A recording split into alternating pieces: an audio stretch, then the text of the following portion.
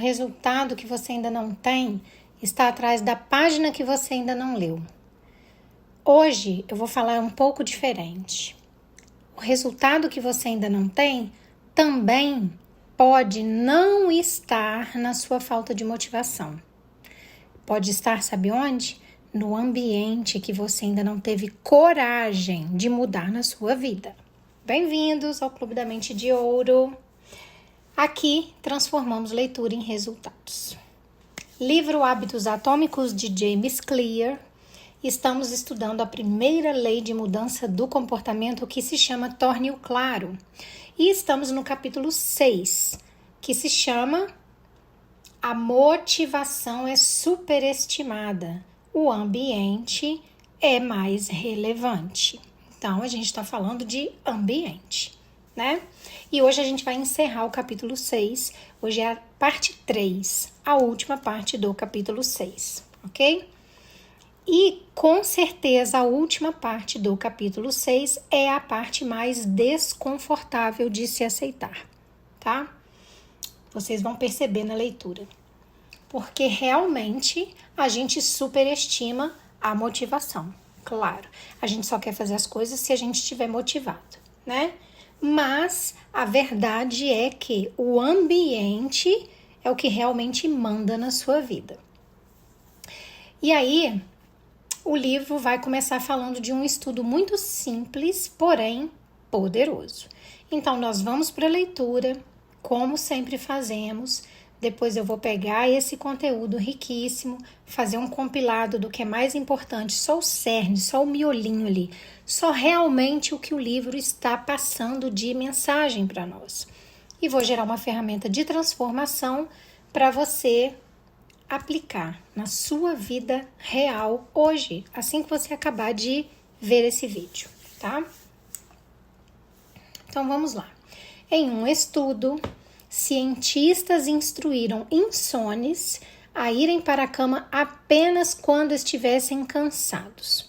Se não conseguissem adormecer, deveriam se sentar em um cômodo diferente até que sentissem sono. Com o tempo, eles começaram a associar o contexto de sua cama com a ação de dormir e ficou mais fácil adormecer rapidamente quando iam para a cama. Os seus cérebros aprenderam que dormir e não mexer em seus telefones e não assistir à televisão e não olhar para o relógio era a única ação que acontecia naquele ambiente, a cama. O poder do contexto também revela uma estratégia importante. É mais fácil mudar os hábitos em um novo ambiente. Ajuda a fugir de estímulos e gatilhos sutis que o levam a seus hábitos atuais. Vá para um lugar novo, um café diferente, um banco no parque, um canto do seu quarto que raramente você usa e crie uma nova rotina. É mais fácil associar um novo hábito a um novo contexto do que construir um novo hábito na presença de estímulos concorrentes. Pode ser difícil ir para a cama cedo se você costuma assistir a televisão no seu quarto todas as noites. Pode ser difícil estudar na sala de estar sem se distrair, se é lá que sempre joga videogame. Mas quando você sai do seu ambiente normal, você deixa as suas tendências comportamentais para trás. Não estará mais lutando contra antigos estímulos ambientais, o que permite que novos hábitos se formem sem interrupção. Quer pensar de forma mais criativa? Vá para uma sala maior, um pátio na cobertura ou um prédio com arquitetura ampla. Tire uma folga do espaço onde você trabalha diariamente, que também está ligado aos seus padrões de pensamento atuais. Está tentando se alimentar de forma mais saudável? É provável que você faça compras no piloto automático no supermercado de costume. Experimente um novo mercado. Você pode achar mais fácil evitar alimentos não saudáveis quando o seu cérebro não sabe automaticamente onde eles estão na loja. Quando não conseguir ir para um ambiente totalmente novo, redefina o atual, reorganize o atual. Crie um espaço separado para trabalho, estudo, exercício, entretenimento e cocção. Um mantra que considero muito útil é: um espaço, um uso. Quando eu comecei a minha carreira como empreendedor, eu costumava trabalhar no meu sofá ou na mesa da cozinha. À noite eu tinha muita dificuldade em parar de trabalhar. Não havia divisão clara entre o final do expediente e o início do tempo pessoal. A mesa da cozinha era meu escritório, ou era o local em que eu fazia minhas refeições. O sofá era para eu relaxar ou para enviar os e-mails. Tudo acontecia no mesmo lugar. Alguns anos depois, finalmente eu consegui me mudar para uma casa com uma sala separada para o meu escritório. De repente, o trabalho era algo que acontecia aqui e a vida pessoal era algo que acontecia lá fora. Foi mais fácil desligar o lado profissional do meu cérebro quando havia uma linha divisória clara entre a vida profissional e a vida doméstica. Cada ambiente tinha um uso principal. A cozinha era para cozinhar, o escritório era para trabalhar. Sempre que possível, evite misturar o contexto de um hábito com o outro. Quando começa a misturar contextos, você começa a misturar hábitos, e os mais fáceis geralmente vencem. Essa é uma das razões pelas quais a versatilidade da tecnologia moderna é tanto um ponto positivo quanto negativo. Você pode usar o seu telefone para todos os tipos de tarefas, o que o torna um dispositivo poderoso. Mas quando é possível usar o seu telefone para fazer praticamente tudo, fica difícil associá-lo a uma só tarefa. Você quer ser produtiva, mas também está condicionada a navegar nas redes sociais, verificar e-mails e jogar sempre que pega o telefone. É uma confusão de estímulos. Você pode estar pensando: você não entende. Eu moro em São Paulo, meu apartamento é do tamanho de um smartphone. Eu preciso que cada cômodo desempenhe vários papéis. Bastante justo. Se o seu espaço é limitado, divida-o em zonas de atividade. Uma cadeira para ler, uma mesa para escrever, uma mesa para comer. Faça o mesmo com os seus espaços digitais. Eu conheço um escritor que usa o seu computador apenas para escrever, o seu tablet apenas para leitura e o seu telefone apenas para usar mídias sociais e enviar mensagens de texto. Todo hábito deveria ter um lar. Olha que frase marcante, né? Se conseguir manter essa estratégia, cada contexto ficará associado a um hábito e a um modo de pensamento específicos. Os hábitos prosperam sob circunstâncias previsíveis como essas. O foco surge automaticamente quando você se senta em sua mesa de trabalho. O relaxamento é mais fácil se você estiver em um espaço projetado para essa finalidade. O sono vem rapidamente quando é a única coisa que acontece no seu quarto. Se quer ter comportamentos estáveis e previsíveis, você precisa de um ambiente estável e previsível. Um ambiente estável, em que tudo tem um lugar e um propósito, é um ambiente em que os hábitos se formam facilmente. E aí vem um resumo do capítulo 6 em 5 frases. Número 1, pequenas mudanças no contexto levam a grandes mudanças no comportamento ao longo do tempo. Número 2, todo hábito é iniciado por um estímulo ou um gatilho. É mais provável que notemos os gatilhos que se destacam. Número 3, torne os estímulos de bons hábitos óbvios em seu ambiente. Número 4, gradualmente os seus hábitos acabam associados não a um único gatilho, mas a todo o contexto que envolve o comportamento. O contexto se torna o estímulo. E número 5, é mais fácil construir novos hábitos em um novo ambiente, porque você não precisa lutar contra os velhos gatilhos. Ok. O capítulo 6 termina dessa forma. No próximo vídeo a gente vai começar o capítulo 7 e ele se chama O Segredo do Autocontrole. Esse capítulo é mágico, tá, gente? Acompanhem. Mas agora, vamos lá. Vamos conversar sobre o final do capítulo 6, né? Ok. Essa parte do capítulo, a parte de número 3 do capítulo 6, já começa com um estudo simples, mais poderoso, né? Pessoas com insônia que foram orientadas a usar a cama apenas para dormir. E se elas não conseguissem, elas tinham que levantar e elas deveriam sair do quarto. Com o tempo, elas perceberam que algo mudou.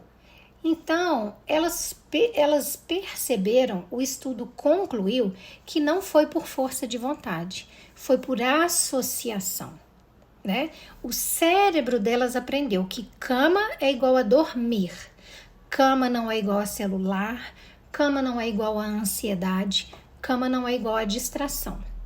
E de repente dormir ficou mais fácil. Porque quando elas não estavam com sono, elas não estavam deitadas na cama. Então, cama ficou associada a dormir. Você consegue entender o nível de sofisticação disso? Só que é simples, mas é extremamente sofisticado ao mesmo tempo, né? O que esse estudo está querendo te dizer? Ele está querendo te dizer que você não está falhando porque você não tem disciplina. Não, você falha porque você está tentando criar hábitos novos no mesmo ambiente que você sustenta os seus hábitos antigos. O seu ambiente está programando você literalmente e silenciosamente, ok? Aqui já tem um grande bingo, né? E aí o livro traz uma virada de chave. Ele fala que é muito mais fácil construir um novo hábito em um novo ambiente do que lutar contra gatilhos antigos no mesmo lugar, né? Então, vem os exemplos. Você quer estudar, mas você estuda no mesmo lugar onde você assiste as séries. As séries vão vencer. Você pode até começar a estudar, depois você desiste. Você quer comer melhor, mas você compra sempre no mesmo mercado, passando pelos mesmos corredores onde você pega aquela porcariada toda. Você quer focar, mas você trabalha no mesmo espaço onde você procrastina e vê televisão e joga joguinho. Ou seja, você está tentando vencer todo um sistema que é muito mais forte que a sua vontade, sem mudar esse sistema. Gente, isso não é estratégia. Sabe como é que chama isso? Isso se chama autossabotagem sofisticada. Você está fingindo que está tentando, mas está se autossabotando de uma maneira muito chique, né? Então, assim, o livro traz um conceito muito simples, que é uma frase que eu falei que frase forte, mas brutalmente eficaz, né? Que é um espaço, um uso. Olha que frase pequenininha e cheia de significado. Um espaço, um uso. Então, se você mistura os ambientes, você mistura os comportamentos que você tem nesses ambientes. E aí o comportamento mais fácil de ser feito, que quase sempre é o seu pior comportamento, ele vence, né? Foi exatamente isso que o autor viveu, ele usa o próprio exemplo. Ele trabalhava no sofá, ele comia na mesa que também era a mesa do escritório dele, ou seja, o resultado era que ele nunca desligava, porque ele nunca sabia se ele estava no trabalho ou em casa. Quando ele criou um espaço separado para trabalhar, tudo mudou. Então, o trabalho dele passou a acontecer ali, naquele cômodo, e a vida pessoal lá, nos outros cômodos. E aí o cérebro finalmente entendeu quando ligar para trabalhar e quando desligar para o trabalho, né? Ou seja, clareza externa cria uma disciplina interna. Bingo!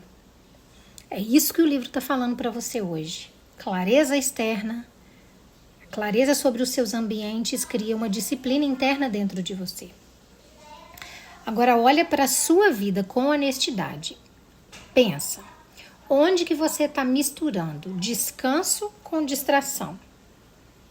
Onde que você está tentando ser produtiva num ambiente que grita procrastinação? E onde que o seu espaço está sabotando silenciosamente os seus objetivos? Nossa, doeu, né? Responde para você mesma. Não precisa responder para mim aqui não, tá? E tem mais.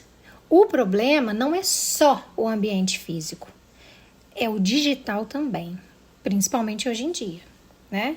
O seu celular, ele é um cassino de dopamina portátil. Bingo! O seu celular é um cassino de dopamina portátil que você carrega.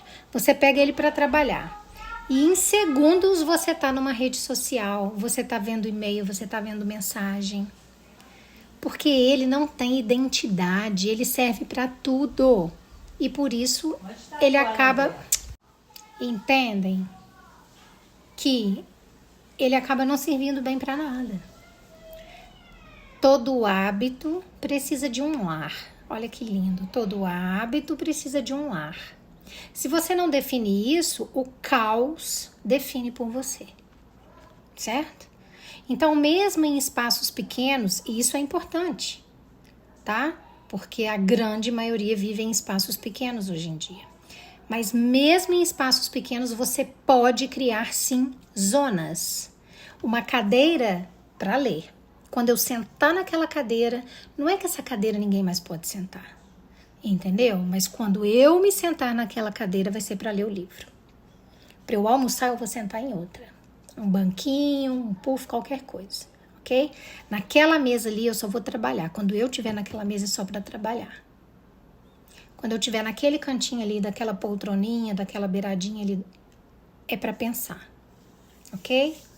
Porque não é sobre espaço, é sobre a intenção com que você ocupa aquele espaço. Outro bingo, ok? Entenda que ambientes previsíveis, o livro fala, gente, criam comportamentos previsíveis. Então, quando você entra em um lugar que é preparado para descanso, o seu corpo vai relaxar mais rápido. Ele já entendeu o recado. Quando o seu quarto é só para dormir, aí o sono vem. Mas quando tudo é tudo, nada funciona direito. Ok?